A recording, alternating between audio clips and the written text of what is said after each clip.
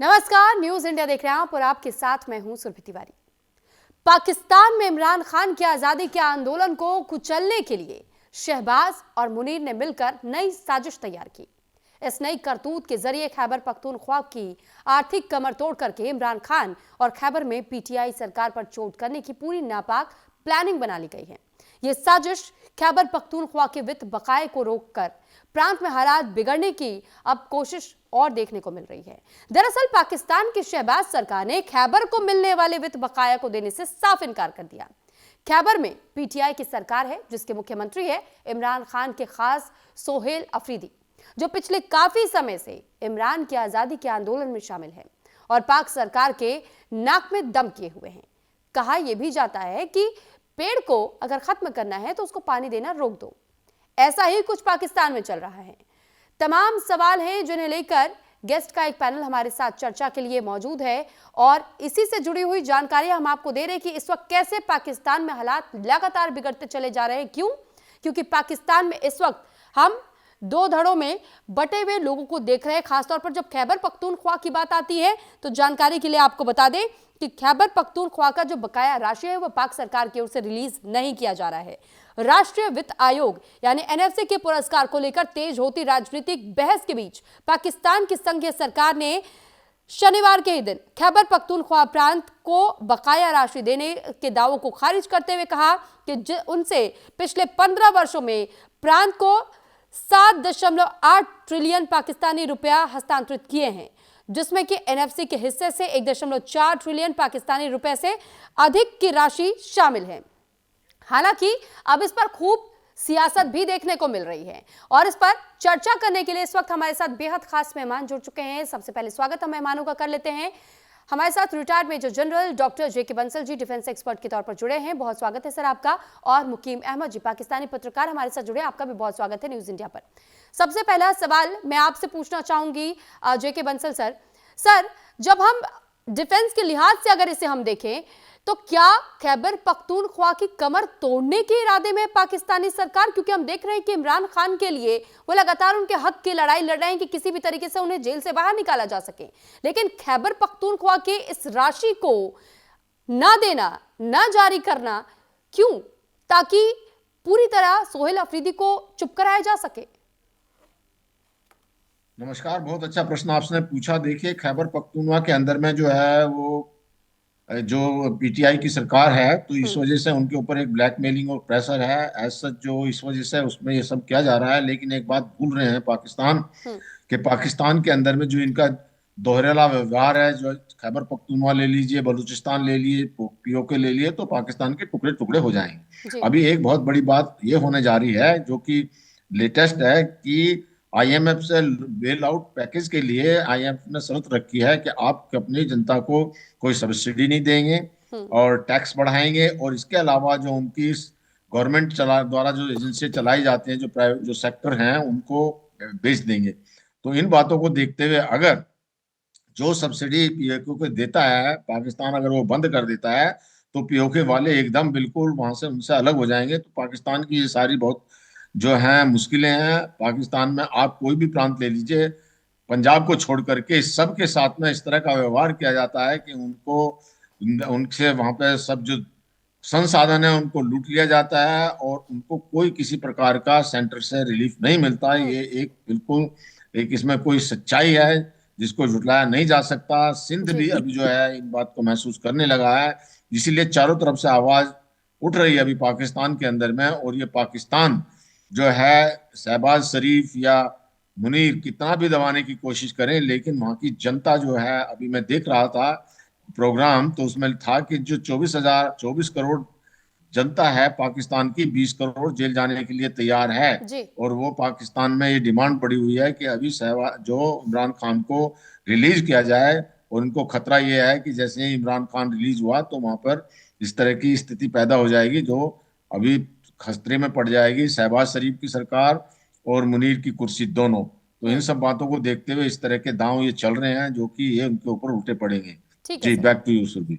ठीक है सर, मैं अब ये इसी सवाल से जुड़ा हुआ जवाब मैं चाहूंगी मुकीम अहमद जी आपसे, और एक सवाल मैं ये भी जोड़ना चाहूंगी कि सर ये दावा एक रिपोर्ट के आधार पर भी किया गया है कि 2018 के विलय के बाद से जो जनसंख्या में वृद्धि हुई थी, उस वृद्धि के कारण 850 अरब पाकिस्तानी रुपए से 1.3 ट्रिलियन का अभी भी पाकिस्तानी रुपए के हिसाब से हम बात करें वो बकाया है, खैबर पख्तूनख्वा को मिला नहीं है। और सोहेल अफरीदी इसी बात का जिक्र कर रहे हैं। तो सर पाकिस्तानी सरकार वो पैसे क्यों रोक रही है? बड़ा अच्छा सवाल है आपका। देखिए, पहले तो बात यह है कि जो सेंट्रल गवर्नमेंट है या फेडरल गवर्नमेंट है, मरकज में जो हुकूमत है, वो पाकिस्तान मुस्लिम लीग नवाज और दीगर पार्टियों के गठबंधन की है। केपीके में हुकूमत इमरान खान की जमात पाकिस्तान तहरीक इंसाफ की है।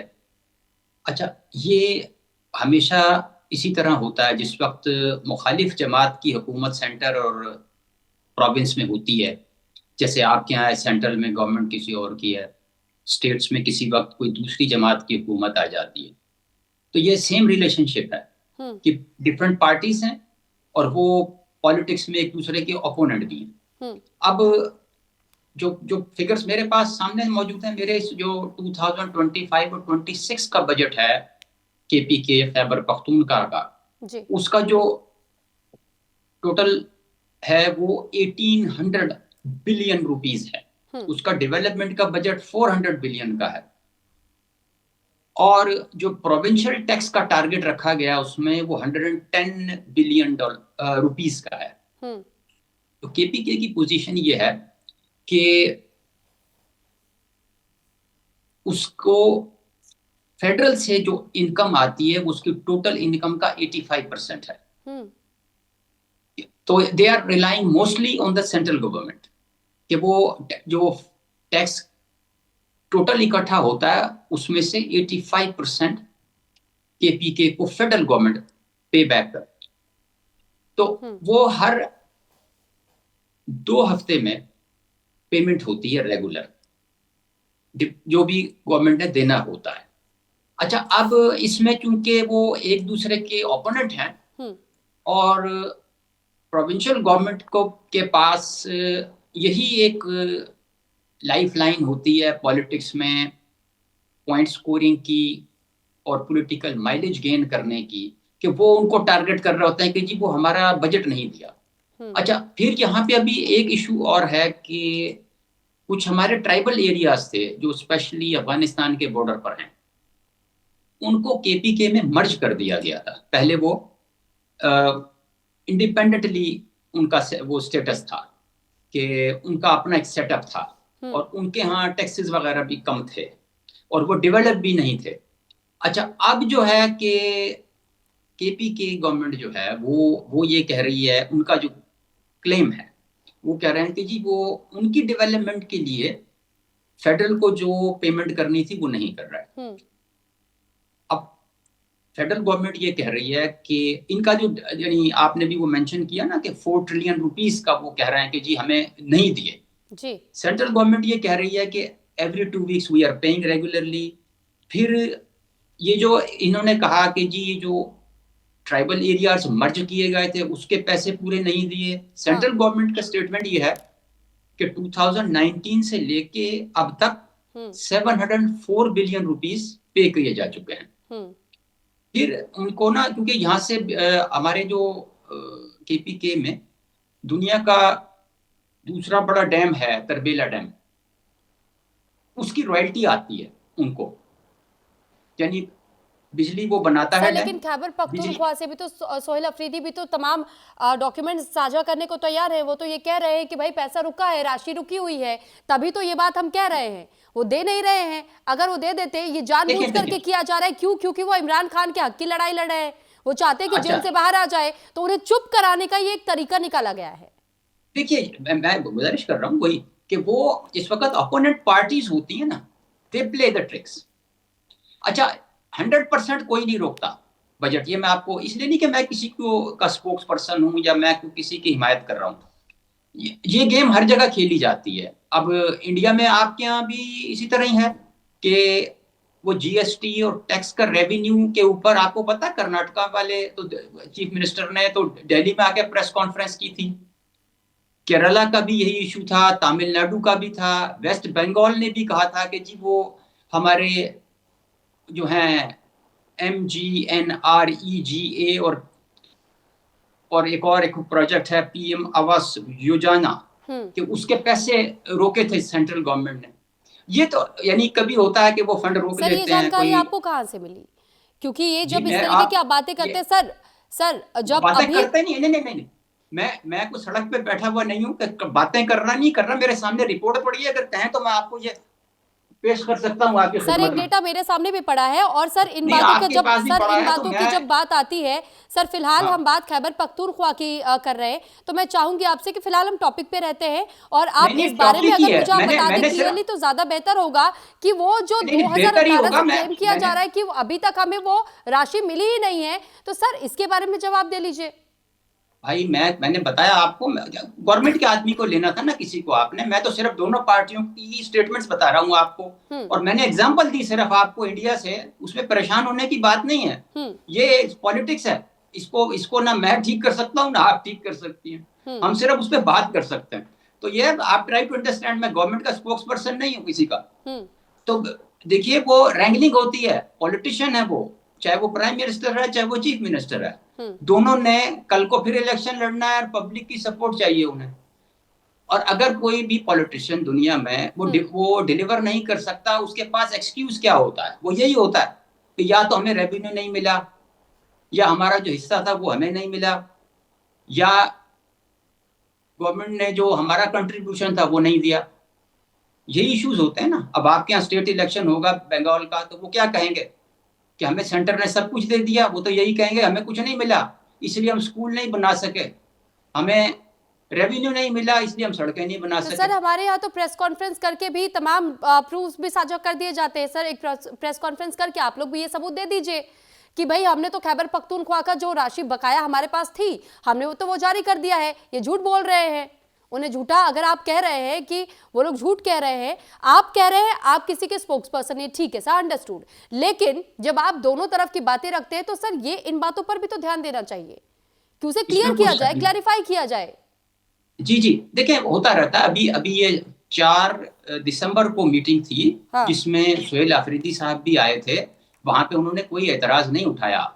ये मैं गुजारिश कर रहा हूँ कि ये कोई ऐसा इशू नहीं है कि जिसके जिसके ऊपर कोई इतनी परेशानी फैलेगी। बिकॉज अगर सेंट्रल गवर्नमेंट किसी भी कंट्री की किसी स्टेट के इस तरह फंड रोक ले जैसे वो बता रहे हैं, तो फिर वहां का सिस्टम ही नहीं चल सकता।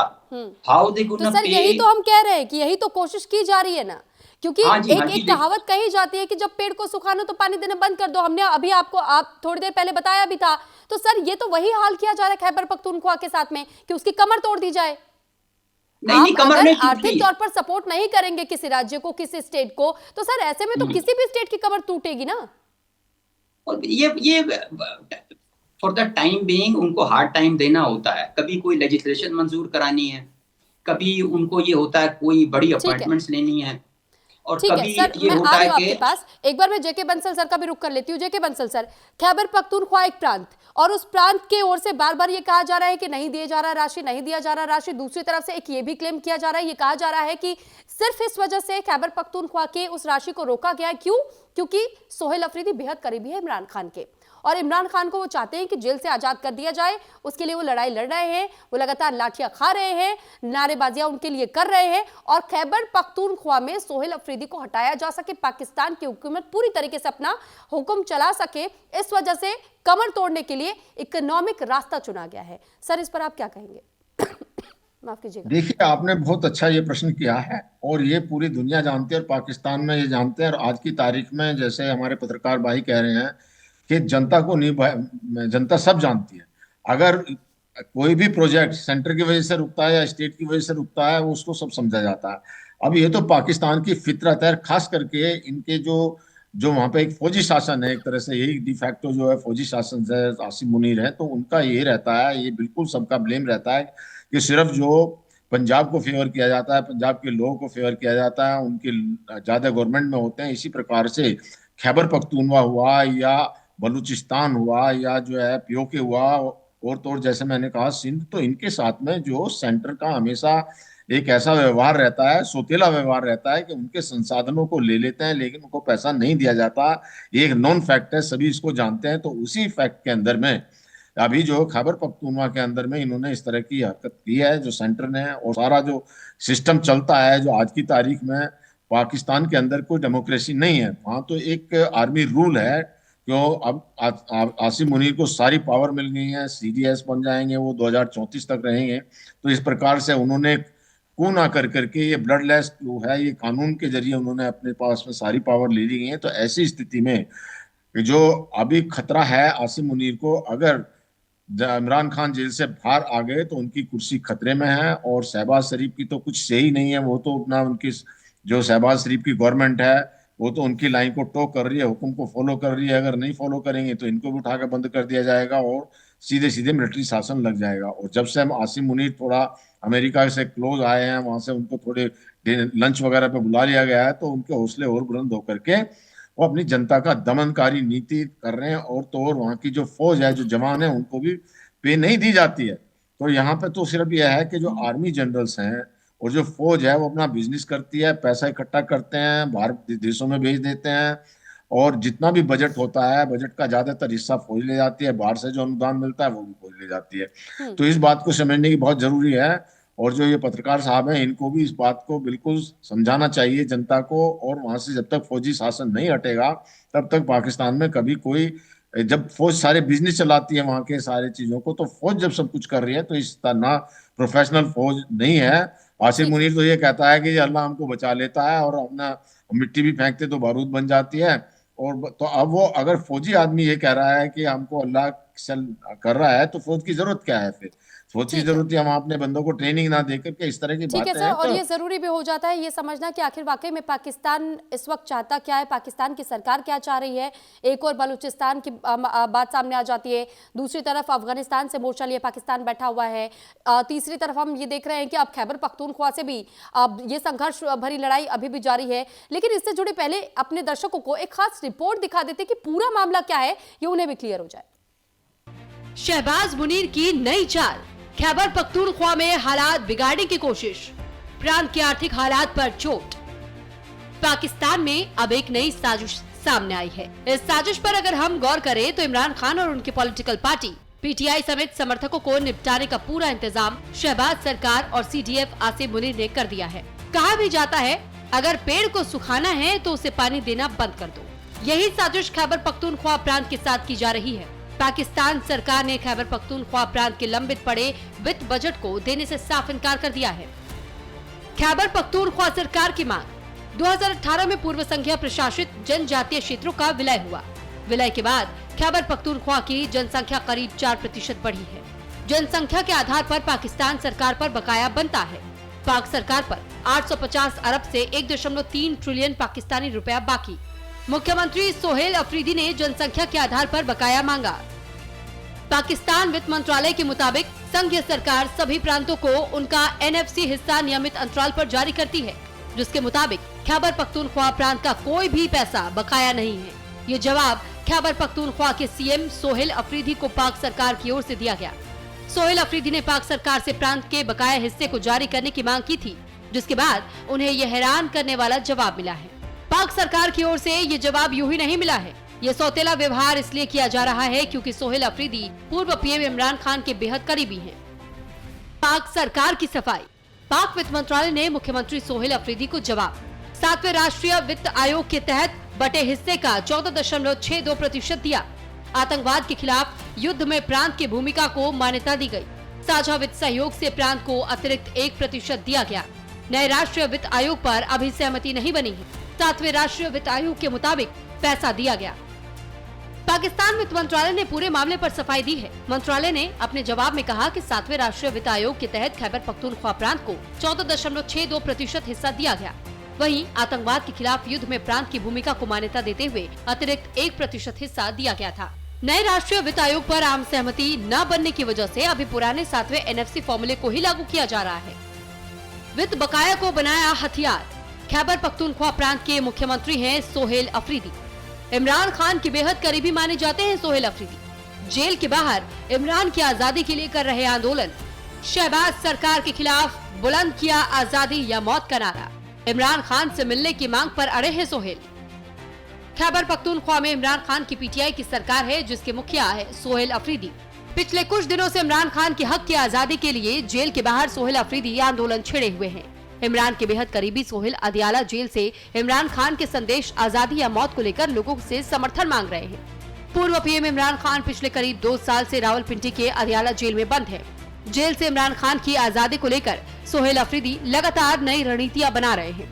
इमरान खान से मुलाकात करने के लिए सोहेल कई बार पाक सरकार से मांग कर चुके हैं, लेकिन पाक सरकार ने अब तक सोहेल को इमरान खान से मिलने की इजाजत नहीं दी।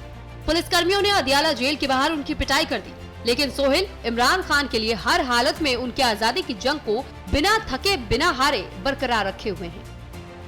शहबाज मुनीर की नई चाल, सोहेल अफरीदी को चुप कराने की कोशिश, प्रांत के लिए वित्त हिस्सा देने से किया इनकार। इमरान खान और पीटीआई को निपटाने की प्लानिंग, पाक सरकार से पैसा न मिलने से प्रांत में बिगड़ेंगे हालात। जब खैबर पख्तूनख्वा के मुख्यमंत्री सोहेल अफरीदी को चुप कराने में शहबाज और मुनीर कामयाब नहीं हो पा रहे, तो दोनों ने मिलकर वित्त बकाया को हथियार बनाकर सोहेल अफरीदी, इमरान खान और पीटीआई पर हमला किया। खैबर पख्तूनख्वा के वित्त बकाया को देने से इनकार करना शहबाज और मुनीर की मिलीभगत है। प्रांत को चलाने के लिए पैसे की जरूरत होती है, अगर उसके पैसे ही उसे नहीं दिया जाएगा तो साफ जाहिर है कि खैबर पख्तूनख्वा में हालात बिगड़ेंगे और पीटीआई सरकार के खिलाफ सड़कों पर उतरने को मजबूर होंगे। न्यूज इंडिया के लिए पवन चौहान की रिपोर्ट। अब एक बार फिर मेहमानों का हम रुख कर लेते हैं और एक छोटा सवाल मुकीम सर मैं आपसे जानना चाहूंगी, क्योंकि जब इस राशि देने की बात को लेकर के हम चर्चा कर रहे हैं तो सर जानना तो यही जरूरी हो जाता है। हम यही सवाल इसलिए पूछ रहे हैं कि पैसे नहीं दिए तो फिर पीटीआई की कमर वहां टूटेगी, सोहेल अफरीदी जाएंगे और फिर पूरा कंट्रोल पाकिस्तानी सरकार, पाकिस्तानी हुकूमत का हो जाएगा। बहुत इजीएस्ट तरीका ढूंढा है पाकिस्तान की सरकार ने। देखिए, आप इस जो कह रही हैं उसमें किसी हद तक वजन तो जरूर है कि वो आर्म ट्विस्टिंग हो रही है कि सेंट्रल गवर्नमेंट जो है वो उनको वीक करने की कोशिश करती पॉलिटिकली, और उसका जो नुकसान होता है वो जनरल पब्लिक को होता है कि गवर्नमेंट जो है वो अपनी गवर्नेंस के ऊपर वक्त नहीं लगा सकती और उस पर फोकस नहीं कर सकती। लेकिन यह है कि ये थर्ड वर्ल्ड में यही कुछ पॉलिसीज हैं, यही कुछ होता रहा है। आपके यहाँ भी ममता बनर्जी ने धरना दिया था कि मनरेगा और जो आवास योजना जैसे प्रोजेक्ट हैं उनका फंड नहीं दे रही सेंट्रल गवर्नमेंट। उन्होंने भी ये इल्जाम लगाया था कि गवर्नर और एजेंसीज जो हैं वो हमारे काम में इंटरप्शन कर रही हैं। और भी कई स्टेट्स ने आपकी आर्टिकल 356 के खिलाफ आवाज उठाई और अभी तक उठा रहे हैं। सेंट्रल फोर्सेस जब आप भेजते हैं सेंटर से स्टेट्स में तब वो खुश नहीं होते। कई जगह आपके गवर्नर के रोल के ऊपर सीएम्स हैप्पी नहीं होते। तो ये एक टेक्निक है। सेंट्रल गवर्नमेंट अगर दूसरी जमात की होगी वो कभी भी प्रोविंसेस को या स्टेट्स को पूरी आजादी नहीं देते कि कल को वो उनके लिए चैलेंज बन जाए। ये तो एक पॉलिटिकल गेम है, इसको जस्टिफाई नहीं कर रहा हूं मैं, लेकिन यह है कि ये उनके हाथ में तुरप का पत्ता है सेंट्रल गवर्नमेंट। तो यानी आप भी समहाउ इस पर एग्री कर रहे हैं कि ये एक कोशिश कही जा सकती है पाकिस्तानी हुकूमत की ओर से कि वो पूरी तरीके से खैबर पख्तूनख्वा में भी अपना कंट्रोल जमाने की एक कोशिश कर रहे हैं। खैर, मैं अब आपके पास लौटूंगी। सर, समय का अभाव है, बहुत छोटा सा जवाब मैं आपसे भी चाहूंगी जेके बंसल सर, क्योंकि अभी हमने सुना कि तो पॉलिटिकल तौर पर हम इस तरीके के मूवमेंट्स देखते हैं, क्या इसे राजनीतिक कदम ही बताना सही होगा? नहीं, ये राजनीतिक कदम नहीं है, ये आर्म ट्विस्टिंग है। बिल्कुल उन्होंने सही कहा कि इस तरह से जो है मौके पर लब, लेकिन पाकिस्तान एक चीज भूल जाता है कि खैबर पख्तूनख्वा के अंदर में ऐसे इतना टर्मोइल है और वो खैबर पख्तूनख्वा डोरियन लाइन को मानते नहीं है। वो सारी एक कम्युनिटी है, वो खैबर पख्तूनख्वा में टीटीपी भी बड़ा सक्रिय है, एक्टिव है। तो इन सब बातों को देखते हुए वहाँ की जनता जो है वो बजाय जो स्टेट गवर्नमेंट को या जो वहाँ की गवर्नमेंट को दोष देने के, वो बिल्कुल सेंट्रल गवर्नमेंट को दोष देगी। और ये जनता सारी जानती है, जो वो ये खेल खेल रहे हैं कि उनकी जनता जो है स्टेट गवर्नमेंट के अगेंस्ट में हो जाएगी, ऐसा नहीं होगा। बल्कि जो है इनके जो सेंटर के अगेंस्ट में आसिम मुनीर और जो शहबाज शरीफ के अगेंस्ट में हो जाएगी। और उनको इसका बहुत खतरनाक सिर्फ पॉलिटिकली नहीं बल्कि वहाँ इतना बड़ा बवाला होगा हमेशा जो खैबर पख्तूनवा के अंदर में इनकी पुलिस को काम ठीक है नहीं करने सर, देते, क्योंकि समय का पुलिस अभाव वाले है तो जाके मुझे लोग आप दोनों सताते को हैं। रोकना पड़ रहा है। बहुत धन्यवाद सर हमारे साथ जुड़ने के लिए और अपनी अपनी बात को रखने के लिए। रिटायर्ड मेजर जनरल हमारे साथ जेके बंसल जी जुड़े, डिफेंस एक्सपर्ट, और साथ ही मुकीम अहमद जी पाकिस्तानी पत्रकार हमारे साथ जुड़े। आप दोनों का एक बार फिर धन्यवाद है। खैबर पख्तूनख्वा को लेकर के चर्चा हुई, लेकिन साथ ही इसका सॉल्यूशन आगे आने वाले समय में क्या निकलता है, इंतजार अभी करना